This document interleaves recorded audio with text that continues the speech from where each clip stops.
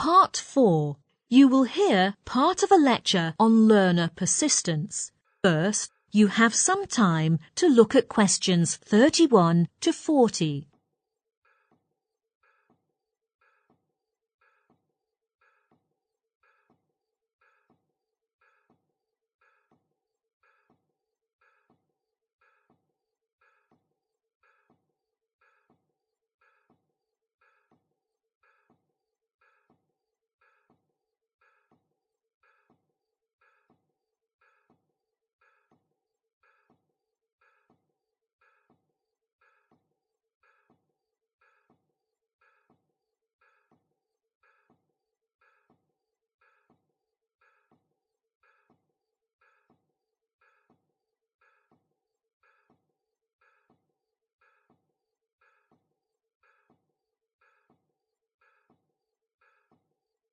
Now, listen carefully and answer questions 31 to 40. Today, I'm going to talk about my research on learner persistence. Let me first introduce why I wanted to carry out such research. As a university teacher, I found learners' responses to certain things vary a lot. For example, some students may completely give up their degree studies because of a temporary illness, while others may overcome all kinds of difficulties and try their best to continue their studies. The latter are the students with learner persistence, and this is the group that I'm particularly interested in. To do the research, first, I selected my undergraduate students as the research sample, with a total of 200 people. All the students selected were seniors, and they had already stayed in the course very well. Although the sample was drawn from a range of ages, there were deliberately a large number of mature students, and there was one thing in common. All of those students were living at home in the local region. I wanted to maintain this element of consistency, so I didn't include those coming from outside this area. Then I designed a questionnaire that aimed to find out what their concerns had been when they began the course, and then what had made them stick at the 3-year studies in university. Findings from the first section pointed out that there were different concerns when they started their university studies. For example, some worried about the financial circumstances, while others were concerned about their careers after graduation. However, the research found the biggest concern for mature students tended to be the relationship with their children at home.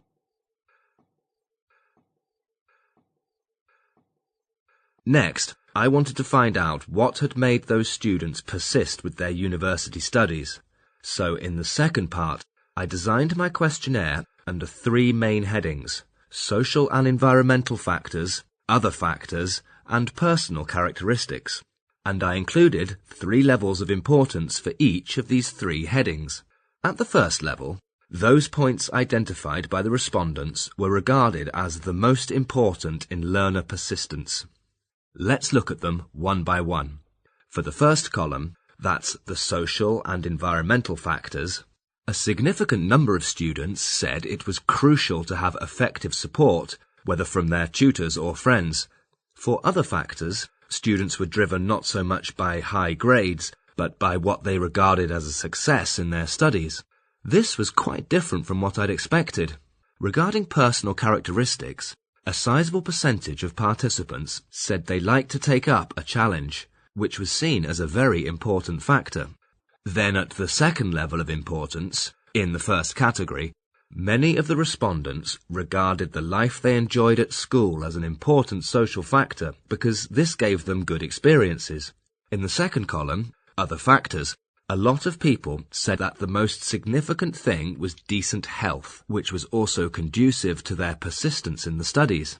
And then, under the third column, quite a number of respondents had the same view that they should have a range of interests in their everyday lives, because this could broaden their minds and give them a sense of perspective, which less persistent learners might lack.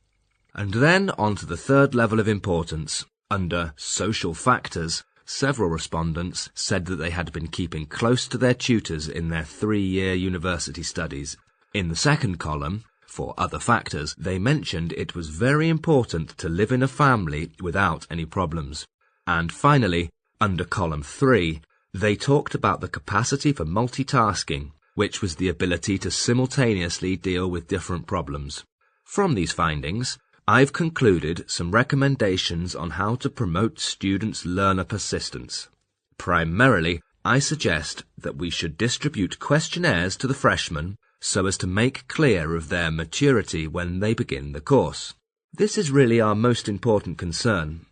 Secondly, I propose that we should find ways to offer some training sessions to the students who are selected to encourage them to play the role of advisors.